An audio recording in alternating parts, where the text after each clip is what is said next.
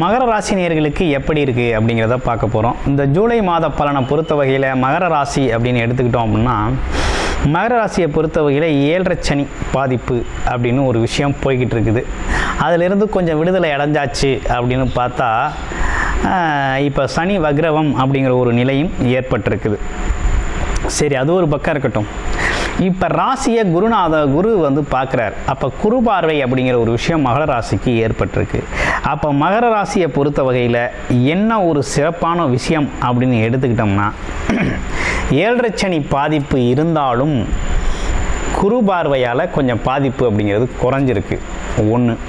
அடுத்து 2வது விஷயம் என்னன்னு கேட்டிங்கன்னா, திருமண முயற்சிகள் செய்யலாமா அப்படின்னாக்க இந்த காலகட்டத்தில் தாராளமாக திருமண முயற்சிகள் அவங்களுக்கு செய்யலாம் அப்படிங்கிற ஒரு அமைப்பு இருக்குது. ஆனால் பாருங்கள், ராசிநாதன் வக்ரவம் அடைஞ்சிருக்கிறார் சனி பகவான். அப்போ என்ன செய்யணும்னா, ஜுய சாதகத்தில் என்ன தசாபுத்தி அமைப்பு போகுது அப்படிங்கிறத வச்சு தான் அவங்களோட முயற்சி, திருமண வாழ்க்கை, திருமண முயற்சி அப்படிங்கிறதெல்லாம் நீங்கள் முன்னெடுக்கணும். ஆமாம். இன்னொரு விஷயம் என்னென்னா, ஃபேமிலியில் இருந்து வந்துச்சு இல்லையா இஷ்யூவு, கணவன் மனைவி ஒற்றுமை இல்லாமல் இருக்கிறது. ஆமாம், ஒருத்தருக்கு ஒருத்தர் கொஞ்சம் ஏடாகுடமாக பேசிக்கிறது. ஆமாம், மனஸ்தாபங்கள் இருக்கிறது. இப்படிப்பட்ட விஷயங்கள்லாம் என்ன நடக்கும்னா, இந்த காலகட்டத்தில் பேசுனா சரியாயிரும். அப்போ ஃபேமிலி இஷ்யூஸ் எல்லாமே இந்த காலகட்டத்தில் பேச்சுவார்த்தைகள் மூலமாக சரி செஞ்சுக்கலாம் அப்படிங்கிற ஒரு அமைப்பு அப்படிங்கிறது இருக்குது. ஆமாம். வேலை, தொழில் வாய்ப்புகள், வியாபாரம் இப்படிலாம் எப்படி இருக்கும் அப்படிங்கிறத மகர ராசிக்கு பார்த்தோம்னா, மகர ராசியை பொறுத்த வகையில் இந்த குரு பெயர்ச்சிக்கு அப்புறமே கொஞ்சம் முன்னேற்றம் ஏற்பட்டுருச்சு. சில பேரோட வாழ்க்கையில், மகர ராசிக்காரங்க வாழ்க்கையில் பார்த்திங்கன்னா, படாத கஷ்டப்பட்டாலும் இந்த குரு பெயர்ச்சிக்கு அப்புறம் கொஞ்சம் மாற்றம் ஏற்பட்டுருச்சு. எப்பாடா பரவாயில்லடா அப்படிங்கிற அளவுக்கு ஒரு முன்னேற்றம் வந்துருச்சு. ஆனால் வேலை, தொழில் இதெல்லாம் எப்படி இருக்குது அப்படின்னு பார்த்தா, முயற்சிக்கேற்றார் போல் உங்களுக்கு நடக்குமுங்க. அதில் எந்த மாற்றமும் இல்லை. மகர ராசியை பொறுத்தவரை குரு பார்வை இருக்குது. தொழில் அப்படிங்கிற ஒரு விஷயம் எப்படி இருக்கும்னா, எந்த அளவுக்கு உங்களோட முயற்சி இருக்கோ அந்த அளவுக்கு உங்களோட தொழிலில் உங்களுக்கு முன்னேற்றம் ஏற்படும். அப்போ வேலை எப்படி சார் இருக்கும் அப்படின்னு பார்த்தோம்னா, வேலையை பொறுத்தளவில் உங்களோட முயற்சி தான் இங்கே வந்து வேலையாக அமையுது. அப்போ உங்களோட முயற்சி எந்த அளவுக்கு எடுக்கிறீங்களோ அதற்கும் ஏற்றார் போல தான் வேலை அப்படிங்கிற ஒரு அமைப்பும் இருக்குது. அப்போ குரு பகவான் குரு பார்வையால் உங்களை செழுமைப்படுத்திட்டார், உங்களுக்கான முயற்சிகளை இலகுவாக்கிட்டார். அப்போ காரிய தடைகள் நீக்கப்பட்டது அப்படின்னு தான் அர்த்தம்.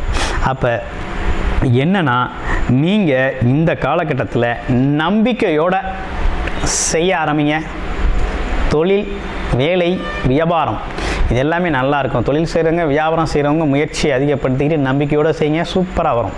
அடுத்து பார்த்தோம்னா, வேலை இல்லாதவங்கள ஒரு முயற்சி எடுங்க. இந்த காலகட்டத்தில் உங்களுக்கு வேலை கிடைக்கக்கூடிய ஒரு அற்புதமான வாய்ப்பு அப்படிங்கிறது ஏற்பட்டிருக்கு.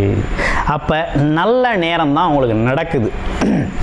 ஆனால் இந்த நல்ல நேரத்தில் உங்களுக்கு வர சிக்கல் என்னென்னா, நீங்களாக உங்களை கெடுத்துக்க கூடாது.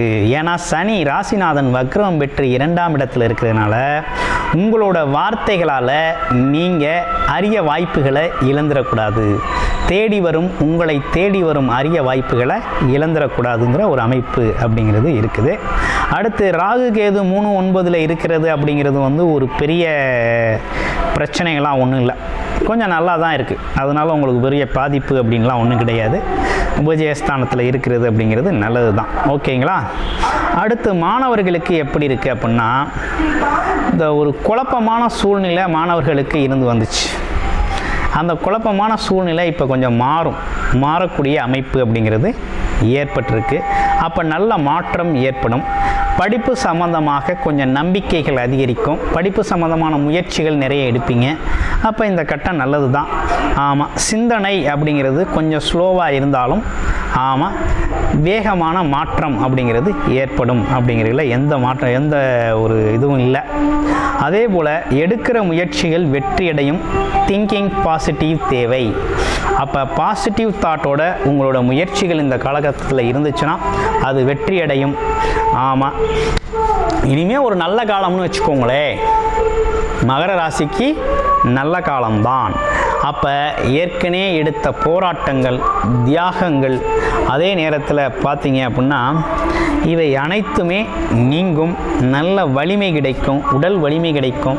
அதே நேரத்தில் ஒரு நல்ல ஆதரவு அப்படிங்கிறது எல்லாருக்குமே, மகர ராசி அன்பர்களுக்குமே, எல்லா துறை சார்ந்து இருக்கிறவங்க அனைவருக்குமே பார்த்தீங்கன்னா ஒரு நல்ல ஆதரவு கிடைக்கும். ஆமாம், அதை வச்சே நீங்கள் உங்களோட அடுத்த கட்டத்துக்கு பயணம் போகலாம். ஹெல்த் எப்படி இருக்குது அப்படின்னு பார்த்தோம்னா உடல் உபாதைகள் அனைத்துமே சரியாகக்கூடிய நிலையில் தான் இருக்குது. ஒன்றும் பெரிய இஷ்யூஸ் இல்லை. ஓகேங்களா? அப்படியே எதுவும் உடல் உபாதை இருக்குனாலும் அதை எங்கே சரி பண்ணலாம் அப்படிங்கிறது ஏஜ் ஃபேக்டரில் இருக்கிறவங்க, ஆல்ரெடி நோய்வாய்ப்பட்டிருக்கவங்க, தசாபத்தி அடிப்படையில் நோய்வாய்ப்பட்டிருக்கவங்களுக்கெல்லாம் எங்கே மருத்துவம் பார்த்தா சரியாகும் அப்படிங்கிற ஒரு அமைப்பெல்லாம் இந்த காலகட்டத்தில் உங்களுக்கு தகவல் கிடைக்கும். அதை பயன்படுத்திக்கிங்க. அடுத்து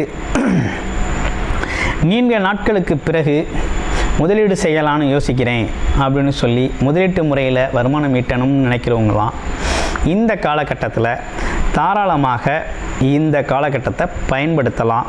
ஆனால் இருந்தாலும் உங்களுடைய தசாபுத்தி அடிப்படையில் உங்களுக்கு என்ன நடக்குது அப்படிங்கிறத பார்த்துக்கிட்டு நீங்கள் பயன்படுத்திக்கலாம்.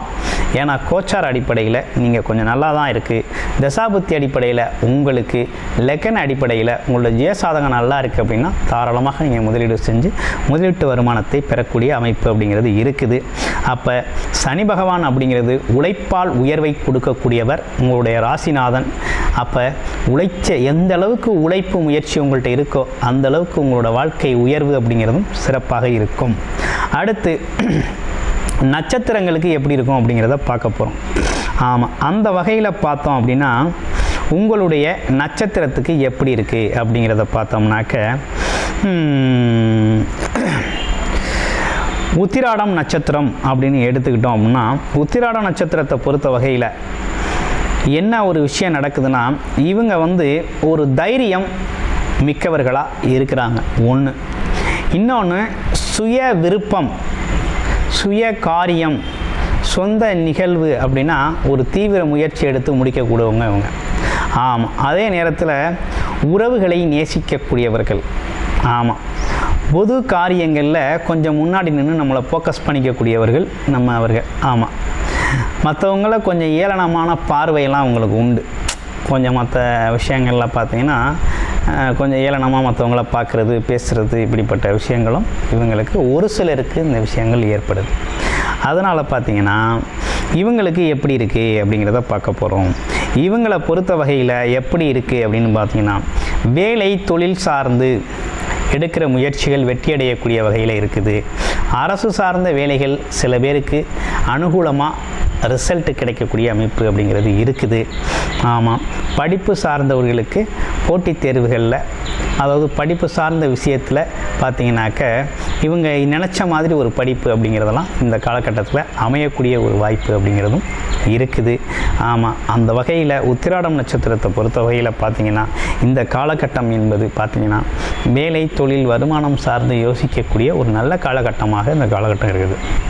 திருவோண நட்சத்திரம் எப்படி இருக்குது அப்படிங்கிறத பார்க்க போகிறோம்.